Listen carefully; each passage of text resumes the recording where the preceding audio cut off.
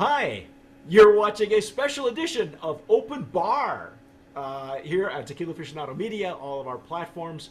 I'm Mike Morales here in San Antonio, and today I wanted to, you folks who are following us know that we have several tequila jockeys throughout the U.S. and one in the U.K., but not everybody gets to know who these guys are. Okay, so tonight I'm going to be speaking with Eric Zandona, who was kind of missing a little bit last year because Eric, you spent time in Oaxaca, right? Right. Yeah, I did. What were you doing specifically? Just on a sabbatical, or was this a research thing for you, or what?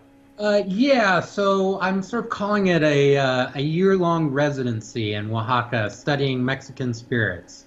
That's the fun way to talk about it. Okay. Uh, my family and I, we needed a sort of a change of pace. We were from San Francisco, two kids, young kids in a small apartment. We needed something changed, and Oaxaca seemed like a great opportunity. So we just decided to move and leave the country. So, yeah. Hey, why not? Yeah, You could have picked anywhere to live. You could have gone to France. You could have gone right. to Belgium. You could have, what was it? Had you always had that? Was that always on your agenda? So from the time my wife and I got married, we had talked about wanting to live in Mexico at some point. Oh, okay. And then life happened. We started having kids and kind of forgot about it. And then we just kind of came to this breaking point where we're like, well, we need to move. We don't know where. And we're looking through some options, and then the idea kind of reemerged, like Mexico. So then we thought for a little bit, okay, well, where? My preference would be somewhere where they're making spirits. So we thought about maybe Guadalajara, but when we looked at that, it's like it's a really big city, and we're like, I don't know. And then somebody suggested Oaxaca, and I was like, yeah, that sounds right. Let's do Oaxaca. And it was great. Obviously, it's Mexico, so there were some challenges, like our first couple of months there was 3 weeks where there was a trash strike where our trash would get collected. Oh I was, my God.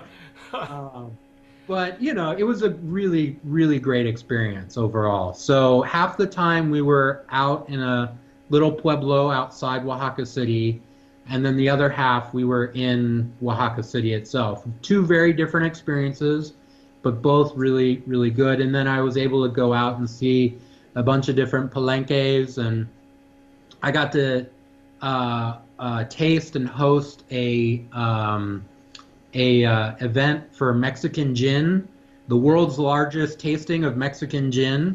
Really? Did you I was- try? Did you try the Millicon brand? Yes. Were they there? Yeah, Isn't that an amazing spirit? Yeah, so it was that the gin from Gracias a Dios and Yes. a bunch of others, and there's about a dozen or more gins being made in Mexico now. Really interesting stuff.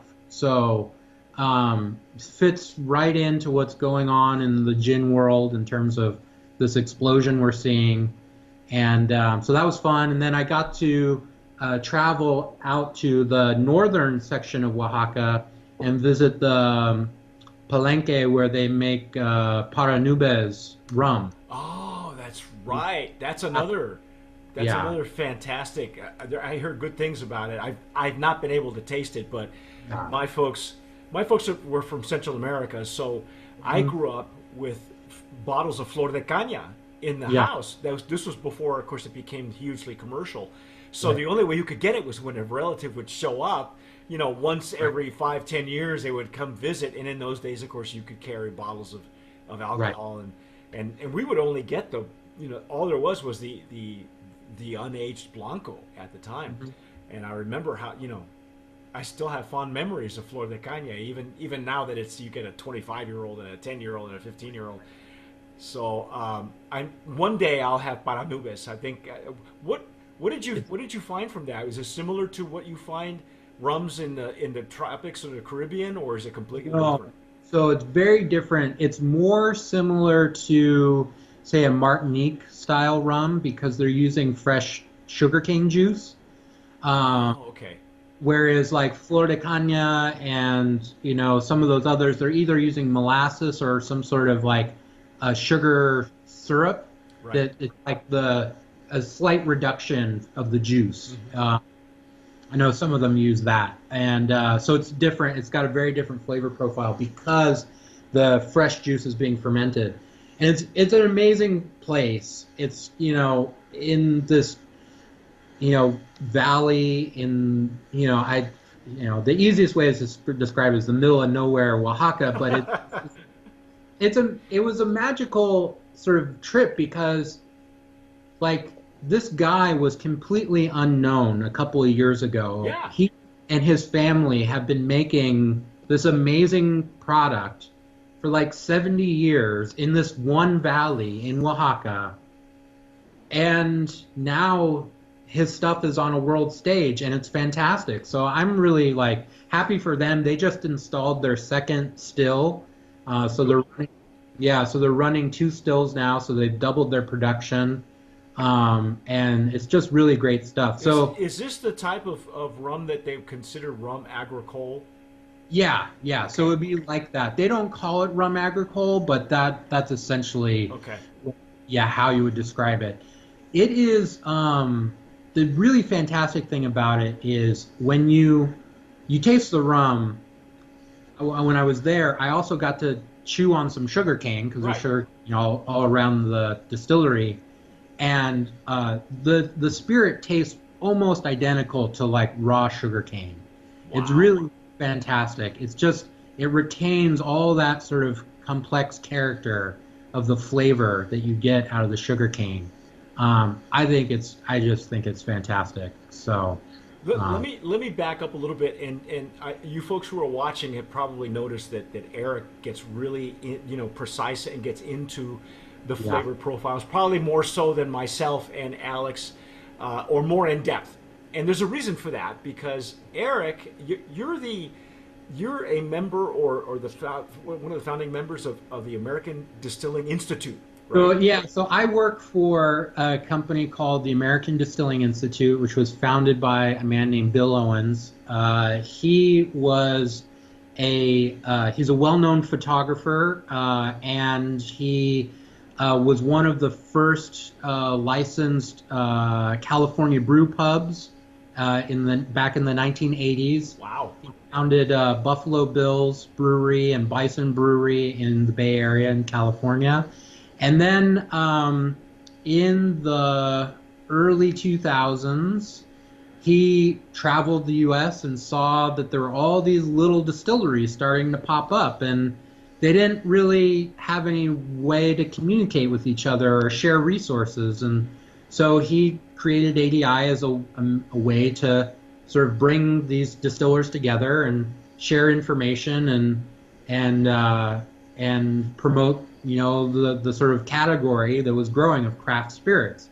And so I started working for them back in 2011, 2012, and my responsibilities have grown with them over time. And now my title is Director of Spirits Information, and I am responsible for running their competition. They have an annual spirits competition for craft spirits. And then I also write about alcohol for their magazine, Distiller Magazine, Hmm. and I manage some of their online properties as well. So they have a forum and they have a certification that I manage, and so I do those things for What them. what uh, I know that you and we strictly taste agave spirits, Hmm. and what um, do you gotta like change gears when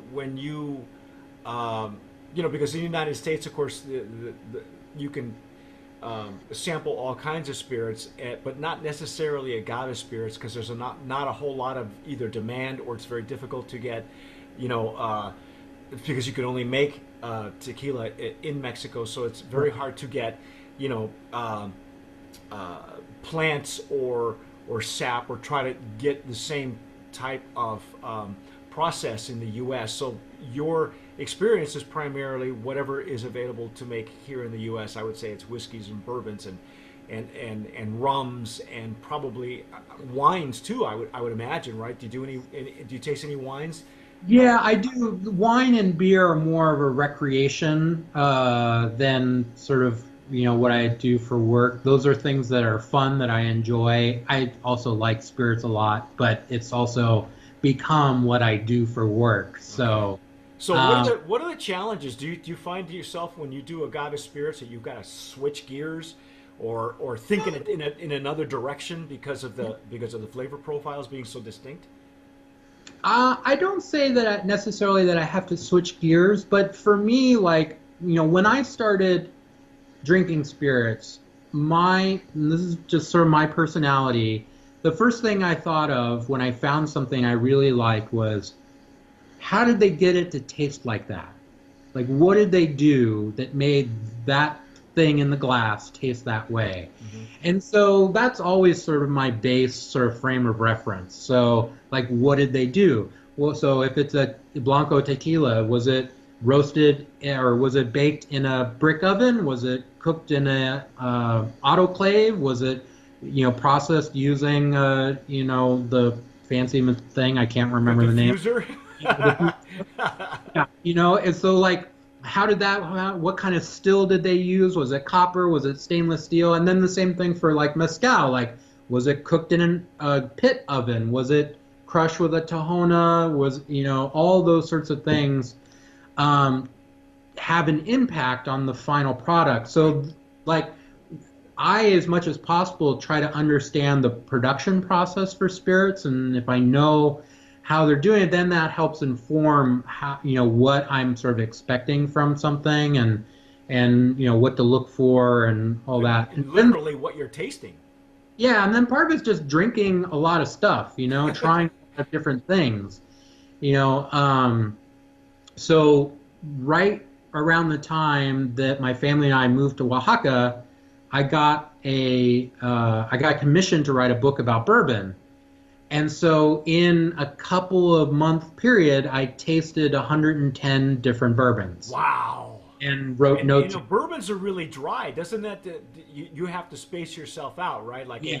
probably no more than 10 at a time, if that. Yeah, I was doing about 10 a day. Yeah, for a That's about while. right. Yeah. Yeah. Because yeah, especially if the ABVs get really high, and some of them can be very woody, and so that's drawing on your palate, and so and then of course, like, I'm spitting everything out when I'm doing a big tasting like that, Right. Me too. uh, because otherwise you're just gonna get Blitzed. silly. Yeah. Yeah. Do you take a do you do when you do your tastings? Do you use a specific time of day? I prefer to do like mid-morning for tastings, like Hmm.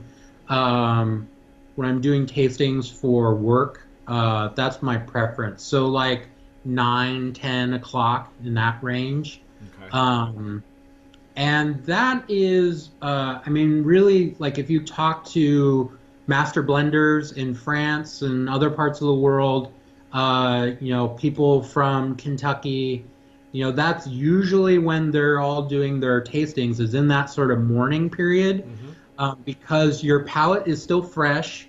You've had maybe one meal, maybe not, depending on, what you do, what your preference is. Um, and so you're able to get as much as you can. Hmm. You've woken up, you've showered, you're awake mentally and physically, and so that's sort of like, for work purposes, that's sort of the ideal time for me to do tastings. So like when I was doing all those bourbons, there were a couple of bars in San Francisco that were kind enough to let me come in and taste a bunch of samples, taking Oh like wow. quarter-ounce pours of Hmm. stuff to get a sense of what's going on. And so I would go in around those times. And then the bar's closed most of the time anyway, so it's easy. They're just, prepping for the day. Yeah, well, a lot of them probably knew you anyway, so Yeah. hey, can I sneak a taste of 10 of your best bourbons or whatever? however you approach them for it. Yeah, one of the owners, he told me, he's like, or he's the bar manager. He was like, I knew you were serious because the list that you gave me included a bunch of like inexpensive stuff, and it wasn't just all our like rarest things. And I was like, well, it's because I wanted it, for the book. And so, it's not all about Pappy. yeah, exactly. And that was a fun thing. Like, I think Pappy, I got to taste through the line. I think it's a well-made product, but for like my personal taste, I don't ever have to buy a bottle because it's just not what appeals to my palate. Though I think it's a well-made thing that lots of people can obviously enjoy. So, so anyway, that was a fun project. But what's the name of the book? So that book's called The Bourbon Bible, and it was out? Yeah, it's out. It's out on Amazon and local bookstores. And The Bourbon Bible, ladies and gentlemen. Yeah. And so you can you can find it online. It's $20 on Amazon. It might be cheaper if you have Prime. Yeah, so it was real fun. It's got a little short section about the history of bourbon, how it's made, and then I wrote a longer section than most other books have about how to read a label on bourbon. Oh, good. So what do all the words mean? Because some of the words have legal definitions, and some of them are just marketing speak. So, like, just like tequila, right? Right, exactly. So if you don't know anything about bourbon or whiskey, like, well, what's the difference between straight and small batch? Well, one is a legal definition and one's not. And so, so anyway, No, as far as I know, I still have you.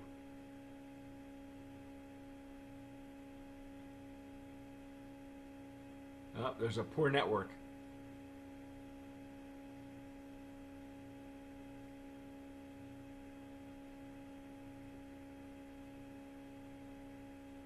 All right, oh, we got you. And we're back. All right. Yeah. Sorry, we'll just splice that together. Yeah. So we can find your book on Amazon, and it's got Amazon. And it's got labeling information. Yeah, it's got a section about history, production, how bourbon's made, and then like what is the label, all the words on the label mean. And then the big portion of the book is profiles of 140 different bourbons. I did 110, and because of the time crunch on the publication deadline, I got a friend of mine who's based in the UK. She's a whiskey critic and writer, and she was able to do 30 for me and include those in the book. And then there's a short section about cocktails, classic cocktails for bourbon. Excellent. So anyway, it was a fun project. So now you're in the middle, or maybe you've already written, but while you were in Oaxaca, you were going to do a book on agave spirits or mezcal in general? Yeah, so after the Bourbon Bible came out, the same publisher talked to me about writing a dictionary for them about tequila and agave spirits. So this publisher has a whole lineup of dictionaries. So they started with coffee, they have one about gin, they have one about, I think, whiskey and rum.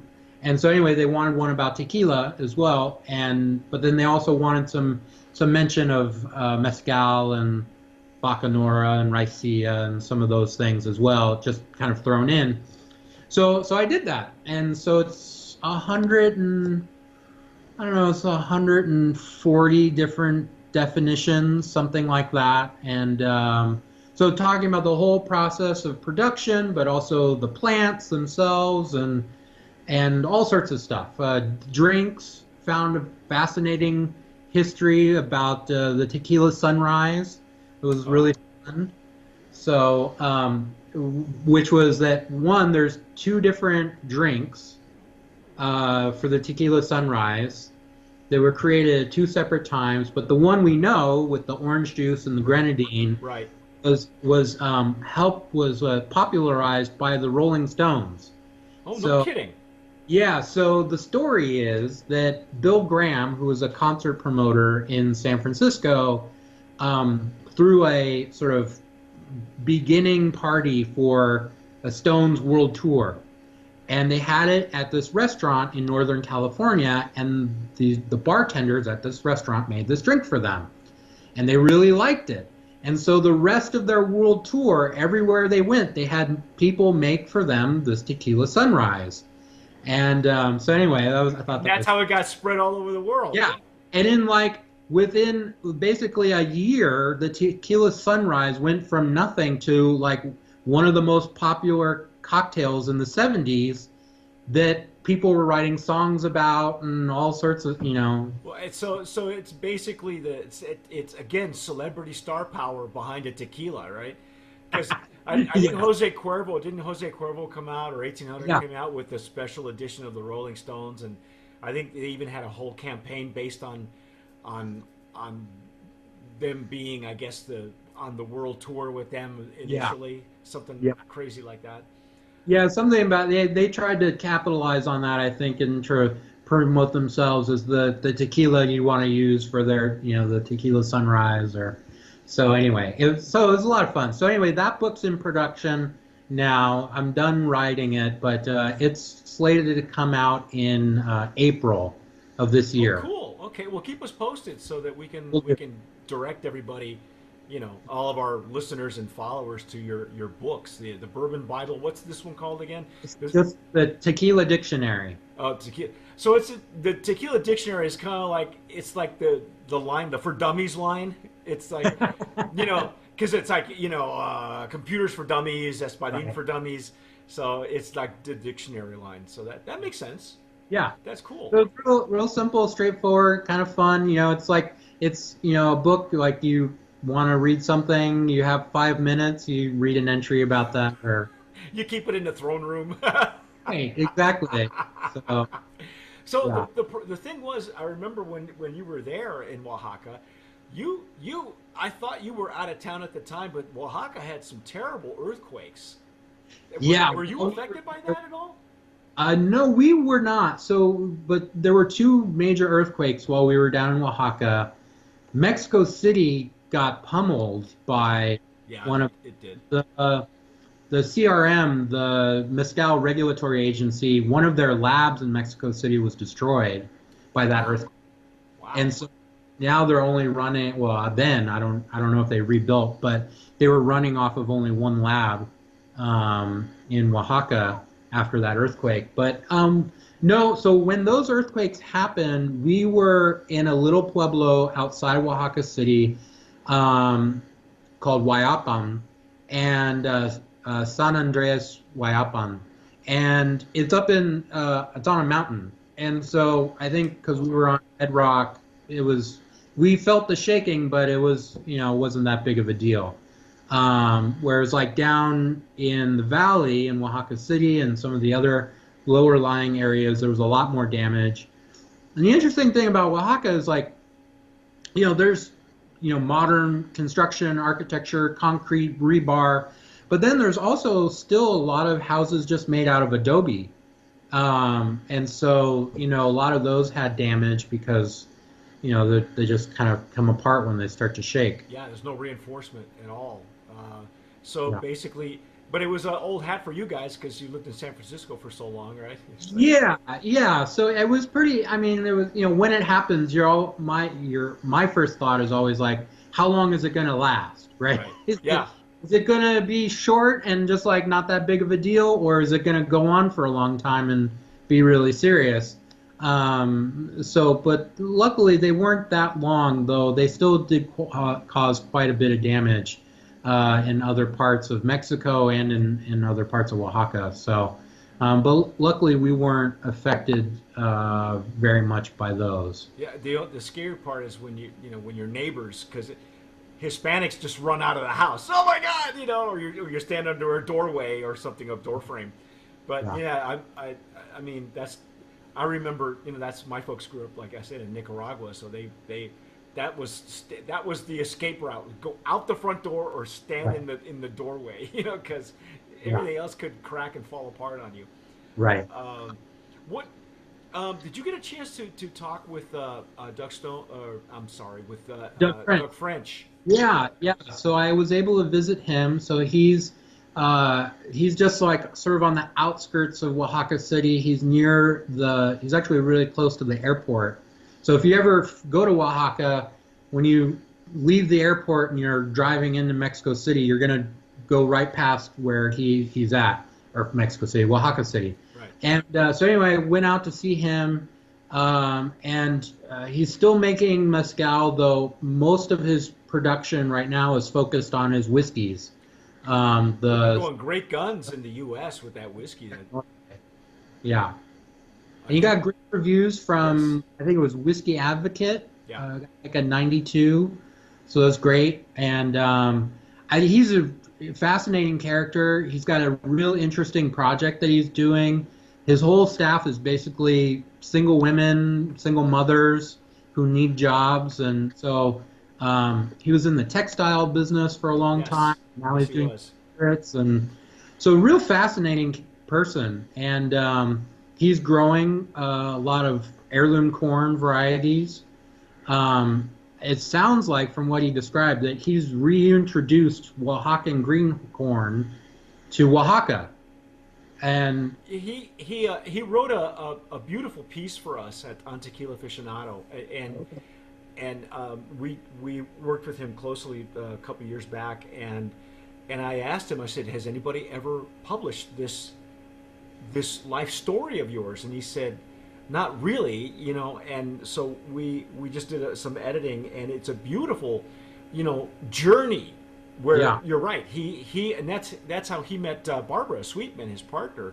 They Hmm. both worked in the textile business, and when that industry went belly up, Yeah. he looked to do something else. And honestly, he and Ron Cooper of Del Maguey, the two of them really introduced the United States Hmm. and other countries to mezcal. Yeah. Whereas Ron Cooper went, with the traditional, ancestral, higher ABV variety.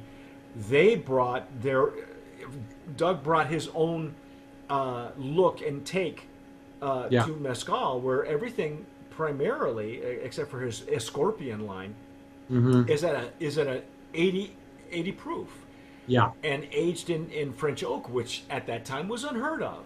Yeah. And as much as Ron is a trailblazer in this part of mezcal, Doug is also. And I think it was nice to be able to work with him for a little bit. To get, he deserved as much accolades for where he had come from to what Yeah. he was doing now. And now, if you follow him on Facebook, you'll see he posts pictures every so often of his little nursery. He Yeah. goes out and gathers these seeds, Yeah. seed pods of wild agave that he may never, because of his age, he may never actually see them grow to Right. to full maturity. But the whiskey part of it, we fell all over ourselves with his whiskey line. They were just amazing. I'd Hmm. never had a whiskey where I could actually taste the corn. Oh yeah.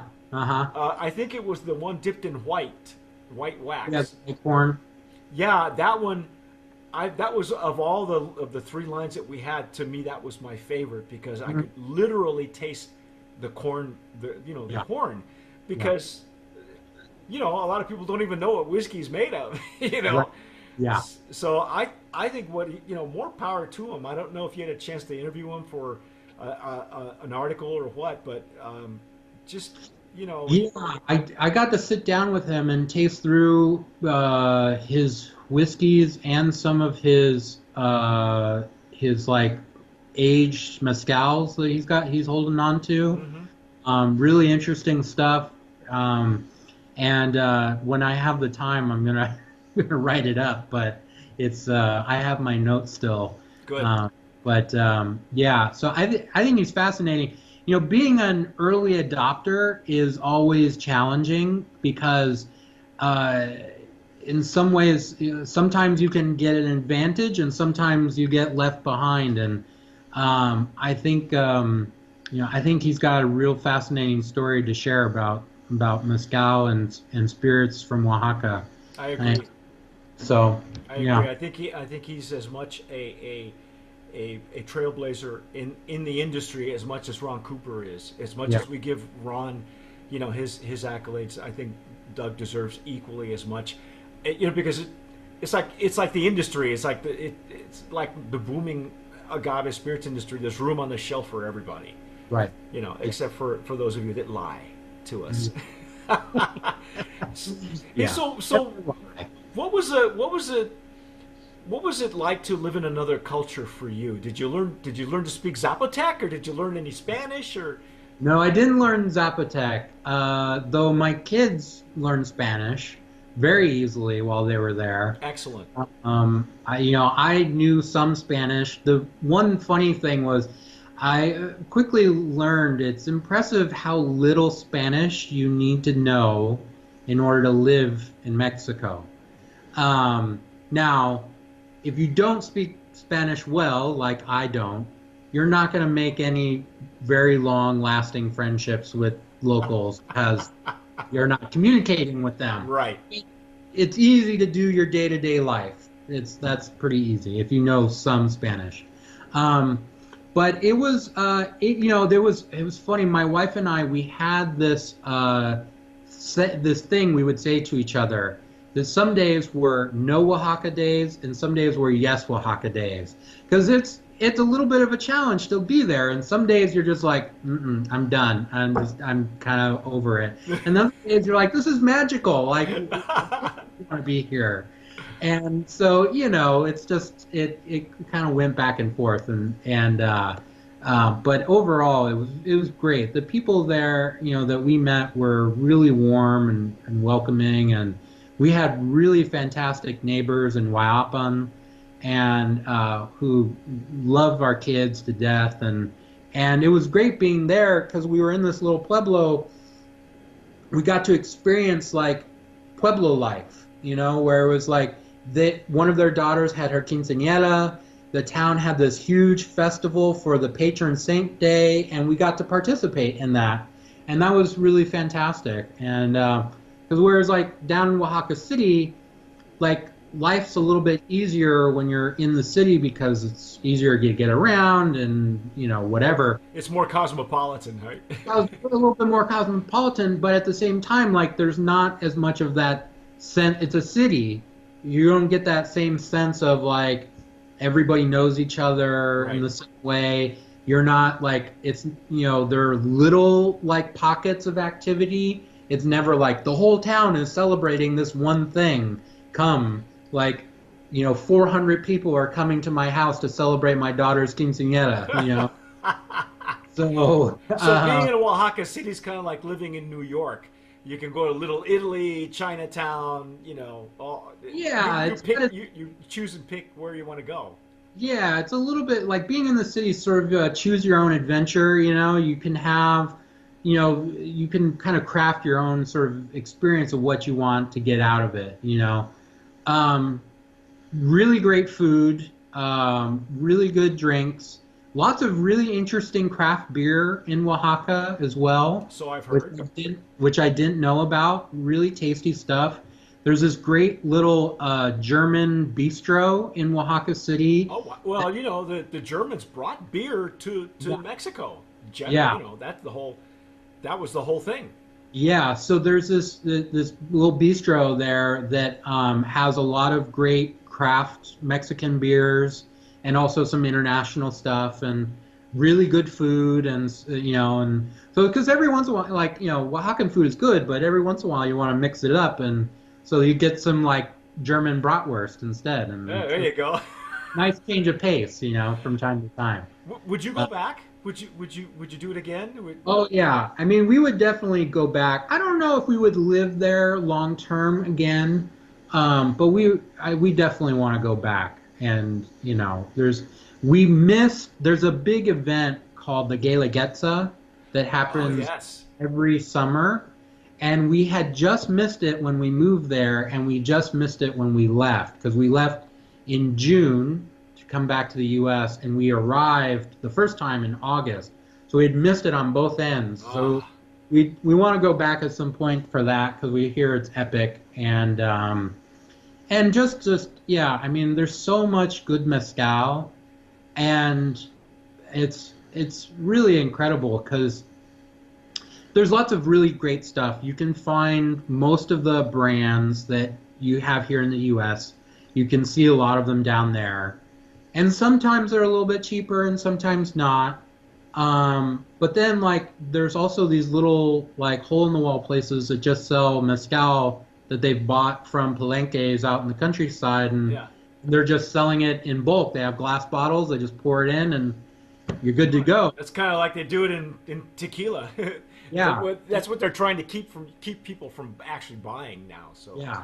you know. So anyway, I mean, and it can be really nice stuff too. So yeah, it was a really, really good experience to be So there. so before I let you go, what was your biggest takeaway from your experience in Oaxaca? Huh, that's a good question. I mean, there were a couple of things. Like earlier, I talked about how for me, process is a big way of how I think about spirits. Hmm. Walking into most palenques, it's really easy for me to identify what's going on, even though I didn't speak Spanish Right. well, Right. right? I see all the accoutrements of a distillery. I kind of know what's happening. But then there are these little tweaks that are different that were fascinating. And, like some mezcaleros, after they roast their piñas, they'll leave them out and they'll allow like mold spores to grow on them, and that's part of their process because what's happening is like the spores are further breaking down the fibers and the sugars, Hmm. and then they'll put it into their fermentation vats, and you distill it like nothing toxic is going to come out really or come over, so that's not really a problem in the same way if you were just like fermenting it and trying to drink that. But it was just fascinating, little things like that, and then people blending in portions of heads and tails into mezcal in order to like adjust the ABV. That was really fascinating to see. Something we almost never see in the U.S. Yeah. So I mean, that was, I guess, the thing. It's like Oaxaca is this sort of, in some ways it's completely foreign, and other ways it's like it's just like everywhere, right? It's people living their lives, having birthdays, having children, people die, having parties and festivals and drinking and enjoying life and enjoying food, and so there are these elements that are very foreign and then also very familiar at the same time. So I think that was one of the things that was really like enjoyable about Oaxaca, is that it was a sort of step into this other world that was also very familiar in a lot of ways. So, Excellent. and it's a beautiful city too. So it's definitely worth visiting. Yeah, it's definitely on our agenda. But I think before we do that, we'll probably get back to tequila because everybody always gets back to tequila. I think I was there, the last time I was there was maybe 2.5, 3 years ago, and there's something on the there's always something on the back burner that may come to the front burner really quickly. So, but anyway, Eric, thank you again for spending time with us. Eric Zandona, ladies and gentlemen, not only of the American Distilling Institute, but also one of our favorite TJs here at Tequila Aficionado Media. You have been watching and listening and sipping probably on Open Bar. This is a special edition. We're going to feature. We're going to try and feature each one of our TJs so people can get to know who you guys are. You can follow Eric. He's all on his social media, Facebook and Twitter, and I think you also do Instagram as well. Yeah.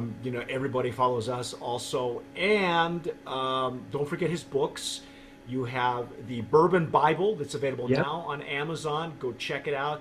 And upcoming, the Tequila Dictionary. Yeah, the Tequila Dictionary is available, I think, for pre-order already on Amazon, but it'll be coming out in April. Excellent, excellent. Well, keep us posted. And like we say, on all of our shows, tomar sabiamente. Sip wisely.